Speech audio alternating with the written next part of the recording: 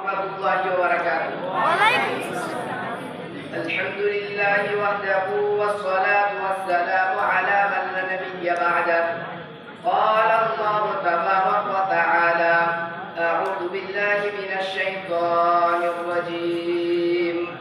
بسم الله الرحمن الرحيم.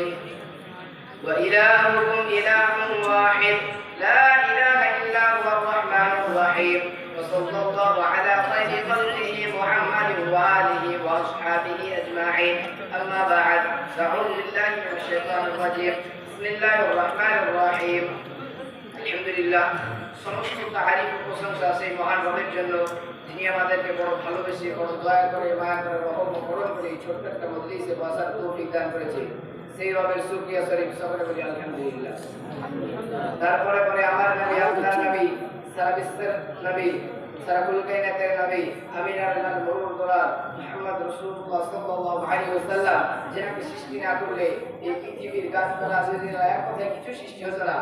সেই নবীর শুকরিয়া শরীফ সকলে বলি আল্লাহুম্মা সাল্লি আলাইহি আল্লাহুম্মা বারিক আলাইহি। আল্লাহুম্মা সাল্লি আলাইহি। সদীয় সভাপতি সাহেব ও শিক্ষক মহোদয়, উপস্থিত শ্রোতা মণ্ডলী, আমি আপনাদের সম্মুখে কোরআন মাজিদের একটি আয়াত পাঠ করেছি। আমি চাইছি যে এই আয়াতকে কেন্দ্র করে আপনাদের সম্মুখে দ্বীন, ধর্ম, ইসলাম সম্পর্কে কিছু আলোচনা করব। আয়াত শরীফের তর্জমা হচ্ছে আর তোমাদের উপাস্য একমাত্র উপাস্য তিনি ছাড়া মহাকরুণাময় দয়াময় আর কেউ নাই।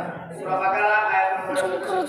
শুধুবিন্দু ইতিহাস থেকে আমরা জানতে পারি যে যত আম্বিয়া আলাইহিস সালামের ধরায় আগমন করেছিলেন, তারা সকলেই নিজ নিজ জাতিকে একাত্মবাদের দাওয়াত দিয়েছেন এবং বলেছেন যে আল্লাহ এক বা বিশ্বতার সম্পূর্ণ ছড়ায়। এই বিশ্ব দ্বারা যারা আস্তার সবকিছু তিনি সৃষ্টি করেছে। সর্বশেষ বিশ্বনবী হযরত মুহাম্মদ রাসূলুল্লাহ সাল্লাল্লাহু আলাইহি ওয়াসাল্লাম তাওহীদের বাণী নিয়ে তুলি ধারায় আগমন করলেন এবং সমগ্র বিশ্বকে এই ভাষার একাত্মবাদের প্রতি আহ্বান জানালেন। ইয়া আইয়ুহান নাস কুলু লা ইলাহা ইল্লাল্লাহু তুফলিহু। হে মানব, সকলে বলো আল্লাহ ব্যতীত কোনো উপাস্য নাই, সফল হয়ে যাবে। তার দাওয়াত আহ্বানে অনেকে সাড়া দিল এবং একাত্মবাদকে মেনে নিল। আর যাদের ভাগ্য জন্মলগ্ন থেকে দুর্ভাগ্য লেখা ছিল, তারা একাত্মবাদের মহাসম্পদ থেকে বঞ্চিত হলো এবং বঞ্চিত অবস্থায় নিজের প্রাণটাকে স্রষ্টার হাতে তুলে দিল। শ্রোতা মণ্ডলী, আমরা মুসলমান হয়ে তার দুটি অংশ রয়েছে।